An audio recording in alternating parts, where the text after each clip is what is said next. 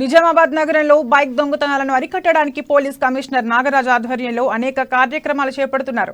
ఇందులో భాగంగా నగరంలోని బోధన్ రోడ్, మాలపల్లి ఏరియాలలో కమ్యూనిటీ కాంటాక్ట్ ప్రోగ్రాం చేపట్టారు. ప్రజలకు అవగాహన కల్పించడానికి ఇలాంటి కార్యక్రమాలు ఏర్పాటు చేస్తున్నామని సిపి అన్నారు. సరైన పత్రాలు లేని, నంబర్ ప్లేట్లు లేని 150 ద్విచక్ర వాహనాలను 5 ఆటోలను గుర్తించినట్లు తెలిపారు. ప్రజలు తక్కువ రేటుకు అపరిచితుల వద్ద బైక్లను కొనరాదని సూచించారు. ఈ కార్యక్రమంలో DCP Aravind Babu, ACP Venkateswarlu, CI Naresh, traffic CI Chandra Rathod పాల్గొన్నారు.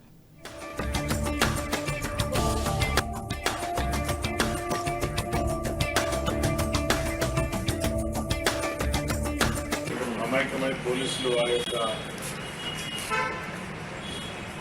ఏ విషయాలైనా కూడా వారి యొక్క బాధలు కానీ ఇంకా ఎలాంటి అయినా కూడా కమ్యూనిటీ కాంటాక్ట్స్గా పోలీస్ భాగంగా ఈ యొక్క కమ్యూనిటీ కాంటాక్ట్స్ కండక్ట్ చేయడం జరుగుతుంది.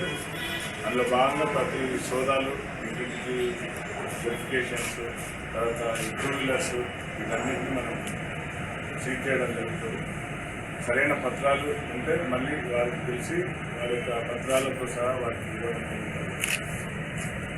మనం కరెక్ట్గా అసెప్టెన్స్ చేసుకొని, మీకు తెలుసు మన నిజామాబాద్ టౌన్లో సుమారుగా 42 దొంగతూపు అయిన బుల్లెట్స్, పల్సర్స్, స్కూటీస్ ఇంకా డిఫరెంట్ వెహికల్స్ మనం సీజ్ చేసి బాధితులకు అందరికీ మనం కోర్టు ద్వారా ఇవ్వడం జరిగింది.